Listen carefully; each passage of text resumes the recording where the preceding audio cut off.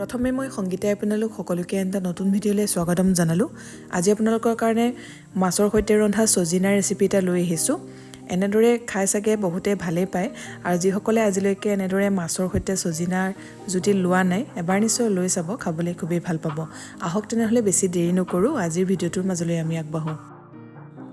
এয়া মই প্ৰথমতে সজিনা কেইডালৰ ওপৰৰ চুচটো এনেদৰে গুচাই লৈছোঁ ভিডিঅ'ত দেখুৱাৰ দৰে। আপোনালোকৰ সুবিধা মতে এনেদৰে কাটি ল'ব আৰু অলপ যদি কুমলীয়া হয় তেতিয়াহ'লে চুচ নুগুচোৱাকৈও আপোনালোকে সজিনাখিনি ব্যৱহাৰ কৰিব পাৰিব। এয়া মই এনেদৰে এটা জোখত কাটি ল'লোঁ আৰু ভালকৈ ধুই লৈছোঁ। মাছ কেইপিছতো নিজৰ জোখমতে হালধি নিমখ সানি লৈছোঁ। ইয়াত মই বাহু মাছ ব্যৱহাৰ কৰিছোঁ, আপোনালোকে সৰু ডাঙৰ যিকোনো মাছ ল'ব পাৰিব। এতিয়া কেৰাহীখন পাতি কেৰাহী গৰম হোৱাত জোখমতে মিঠাতেল দিলোঁ আৰু তেলখিনি এতিয়া ভালকৈ গৰম হ'বলৈ দিছোঁ। তেল গৰম হোৱাত মাছ কেইপিচ দি দিছোঁ আৰু এতিয়া মাছ কেইপিচ ভালদৰে ভাজি ল'ম অকণমান ৰঙচুৱা হোৱালৈকে। এয়া মাজে মাজে ইলুটি শিলুটি কৰি মাছখিনি অলপ ৰঙচুৱা হোৱালৈকে ভাজি ল'লোঁ। এতিয়া তেলৰ পৰা কাঢ়ি ৰাখিছোঁ। মাছ ভাজি থকাটো বৰ বেছিকৈ দেখুৱাই থকা নাই। ৰেচিপিটোৰ বাবে অকণমান আমাক সৰিয়হৰ পেষ্ট লাগিব। তাৰ কাৰণে মই 3 চামুচমান ডাঙৰ চামুচেৰে বগা সৰিয়হ পানীত তিয়াই থৈছিলোঁ আধা ঘণ্টামানৰ কাৰণে। আপোনালোকে ইয়াত ক'লা সৰিয়হ আৰু বগা সৰিয়হ দুয়োটা মিক্স কৰি পেলাইও ল'ব পাৰে। মই এবিধেই লৈছোঁ। অকণমান পানী দি এনেদৰে মিক্সি বাতিটোলৈ দি ল'ব যাতে সোনকালে পিচ খায়। আৰু ইয়াতে এফাল পিঁয়াজ এনেদৰে টুকুৰা কৰি দি দিছোঁ আৰু আদা নহৰু আপোনালোকে ইয়াৰ লগতে দিব পাৰে। বেলেগকৈ খুন্দি থোৱা আছে বাবে মই এইখিনি সময়ত আদা নহৰু দিয়া নাই, মাত্ৰ সৰিয়হ আৰু পিঁয়াজখিনি এনেদৰে ভালকৈ পিচি লৈছোঁ। মাছ ভজা তেল যিহেতু অলপ বেছি হৈ আছিলে সেইবাবে মই অকণমান কমাই ল'লোঁ আৰু একেখিনি তেলতে এতিয়া এফাল পিঁয়াজ এনেদৰে দীঘলে কাটি পেলাই দি দিছোঁ।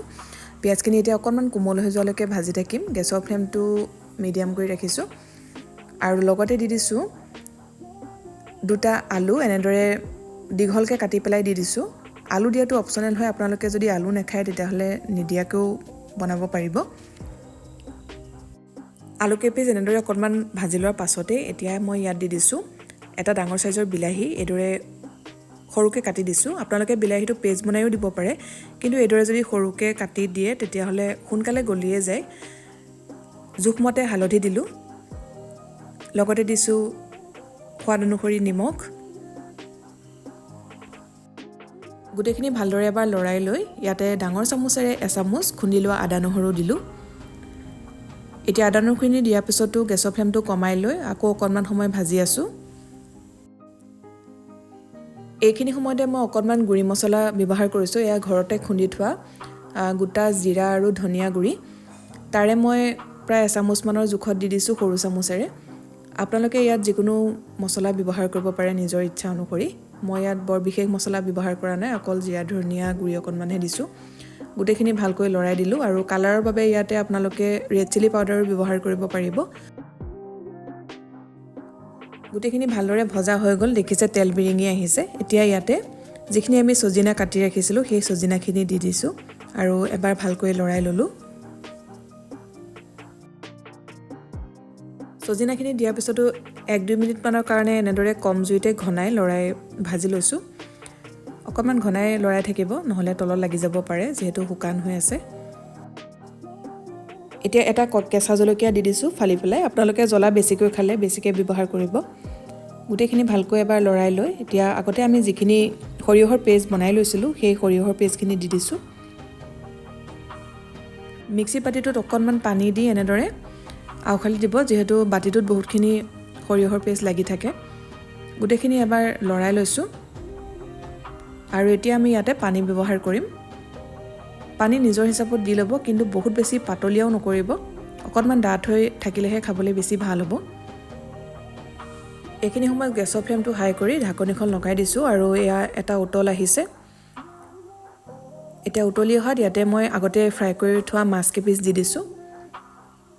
মাছখিনি দিয়াৰ পিছতো আকৌ ঢাকন লগাই এতিয়া উতলিবলৈ দিম আৰু পানী যদি আপোনালোকৰ প্ৰয়োজন হয় তেতিয়া দিব পাৰিব। অকণমান গৰম পানী ব্যৱহাৰ কৰিব। এতিয়া এইখিনি প্ৰায় 15 মিনিটমান সময় উতলিবলৈ দিম আৰু এইখিনি সময়তে ধুনীয়াকৈ সিজি যাব। মাজে মাজে চেক কৰি থাকিব, পানীখিনি যদি কমি যোৱা যেন পায় অকণমান গৰম পানী দি দিব আৰু বৰ বেছিকৈ লৰাই থাকিবও নালাগে যিহেতু মাছ দিয়া আছে। ভাগি যাব আৰু এতিয়া মই অকণমান চেক কৰি চাইছোঁ ধুনীয়াকৈ সিজিলে সজিনাৰ লগতে আলু এতিয়া একেবাৰে শেষত অলপ ধনিয়া পাত দি দিছোঁ আৰু গেছৰ ফ্লেমটো অফ কৰি দিলোঁ এতিয়া ঢাকনখন লগাই অকণমান সময় থৈ দিম তাৰপিছতে বাতিলে উলিয়াই ল'ম এয়া মই বাতি এটালৈ অলপ উলিয়াই লৈছোঁ আৰু এনেদৰে ৰান্ধি আপোনালোকে ভাতৰ লগত পৰিৱেশন কৰিব পাৰে খাবলৈ খুবেই ভাল হয় আগতে যদি এনেদৰে মাছৰ সৈতে সজিনাৰ জুতি লোৱা নাই এবাৰ নিশ্চয় লৈ চাব এতিয়া যিহেতু সজিনাৰ ছিজন আশা কৰিছোঁ ৰেচিপিটো ভাল পালে যদি ভাল পালে ভিডিঅ'টো লাইক কৰিব লগতে শ্বেয়াৰ কৰি দিব যিসকলে চেনেলটো এতিয়ালৈকে ছাবস্ক্ৰাইব কৰা নাই ছাবস্ক্ৰাইব কৰি কাষতে থকা বেল আইকনটো প্ৰেছ কৰি অল কৰি ৰাখিব তেতিয়া আহিবলগীয়া ভিডিঅ' নটিফিকেশ্যনবিলাক আপুনি পাই থাকিব আকৌ এটা নতুন ৰেচিপিৰ সৈতে সোনকালে লগ পাম ভিডিঅ'টো চোৱাৰ বাবে বহুত বহুত ধন্যবাদ